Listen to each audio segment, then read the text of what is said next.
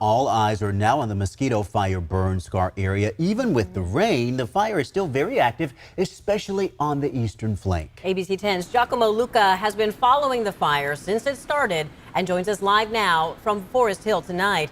Giacomo, what can you tell us?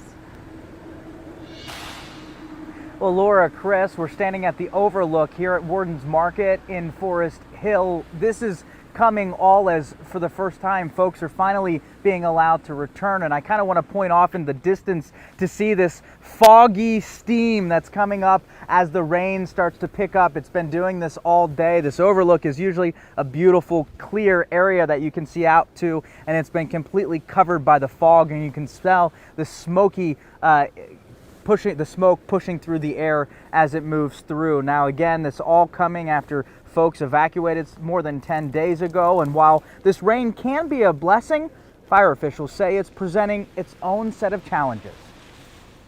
We are hoping that we don't get the torrential downpours, because that's what's going to cause the problems out on the line with those mudslides.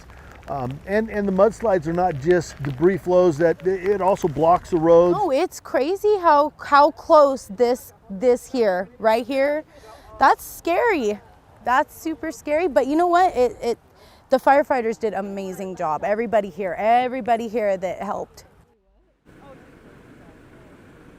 Now, firefighters say the latest rain, which is both light and consistent, it's certainly helping dampen the firefight along with bringing cooler temperatures. But the caveat here is the weight that it brings in these burned out areas where there's really a lot of damaged limbs, trees, and structures that pose risks of falling. It can also make things really slick, a challenge to crews that are still battling the blaze. And while there aren't any reported mudslides, officials again saying there that it all depends on what Mother Nature can bring. And we spoke with that woman you heard from, Brianna Medley. She had just returned to her home off Todd Valley Road just last night. She says the weather hasn't created any problems for her home, very fortunate for her. And she also mentioned how much and how thankful she is that she still had a home to return to.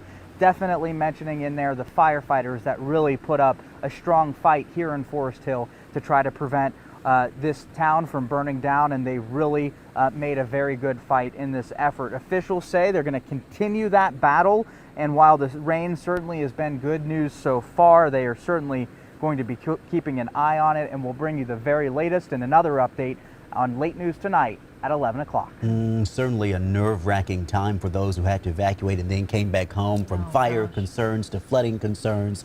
Giacomo, thank you.